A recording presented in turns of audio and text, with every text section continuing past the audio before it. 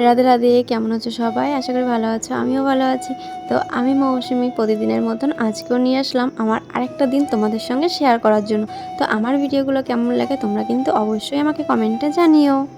তো সকালবেলা চলে এসেছি ফুল তুলতে। আর এই দেখো, এইখানের গাছের ডালগুলো মা কেটে দিয়েছে। তোমাদের আগের দিন বলেছিলাম যে দেখাবো যে মা কোন গাছের ডালগুলো কেটে দিয়েছে।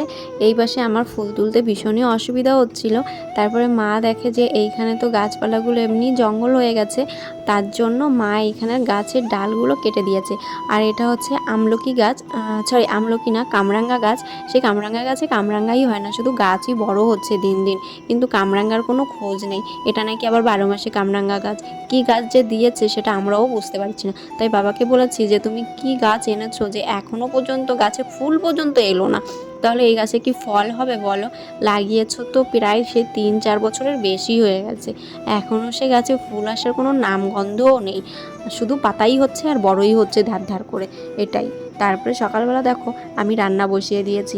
এখন থেকে আমার প্রতিদিন সকালেই রান্না করা লাগছে। তোমাদের দাদাভাই কাজে বেরোচ্ছে, তোমাদের দাদাভাই নতুন কাজ পেয়েছে, সেটা হচ্ছে এয়ারটেলে।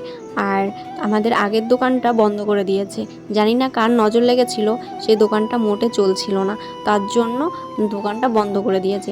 আর যেহেতু এখন এয়ারটেলে কাজ পেয়েছে আর কাজটাও খুব ভালো, তার জন্য তোমাদের দাদাভাই দোকানটা বন্ধ করে দিয়ে এখন আবার এয়ারটেলে কাজ করছে। আর কাজ যেরকমই হোক না কেন, চুরি করে না খেলেই হলো। আমাকে যদি 10 টাকাও এনে দেয় কাজ করে, সেটাতেই আমি সন্তুষ্ট, কারণ আমার চাহিদাটা খুব কম। আমার জীবনে এত চাহিদা কম, মানে এই যুগের মেয়েদের বউদের হয়তো সেটা নেই। আমার ভীষণ চাহিদা কম। আমি, হ্যাঁ, ইচ্ছা আছে, স্বপ্ন আছে অনেক, কিন্তু সেইগুলো অল্প কিছুর মধ্যে দিয়ে আমি চেষ্টা করব সেই স্বপ্নগুলোকে পূরণ করার। আহামরি আমার কিছু লাগবে না, কারণ কি বলো তো, আমি তো আমার স্বামীকে চাপ দিয়ে মেরে ধরে তারপরে আমি আমার ইচ্ছাগুলো পূরণ করতে পারবো না।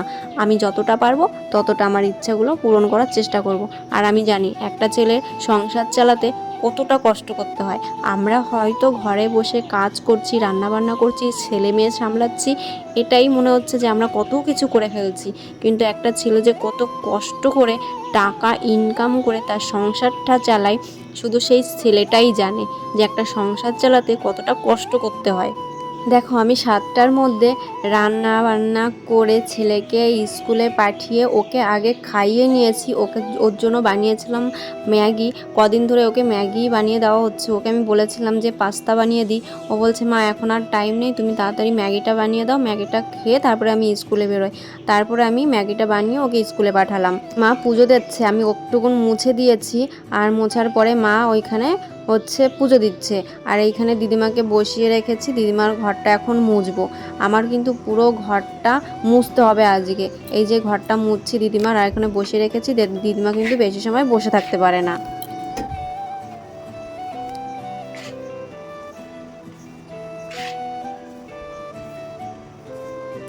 দিদিমাকে স্নান করিয়ে বসিয়ে রেখেছে মা।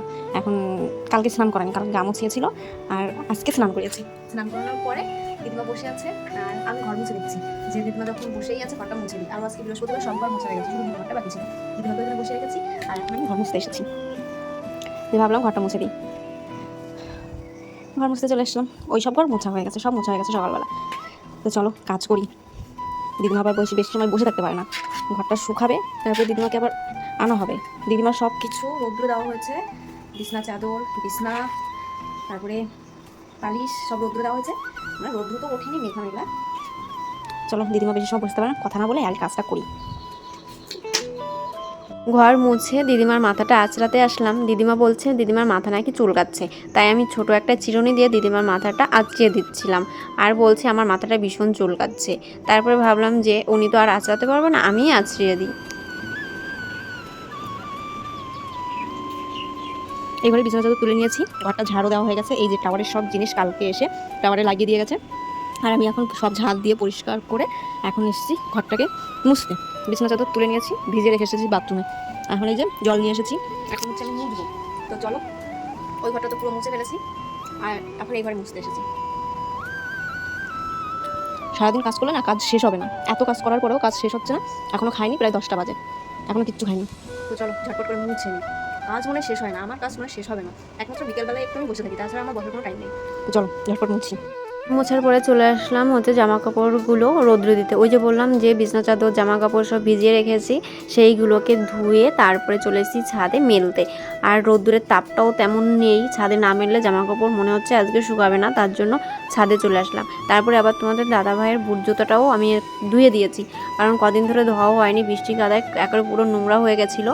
তাই ধুয়ে টুয়ে তারপরে ছাদে দিয়ে এসে সেইগুলোকে আবার শুকাইনি, জুতোটা শুকায়নি জানো তো, ভিজেই আছে।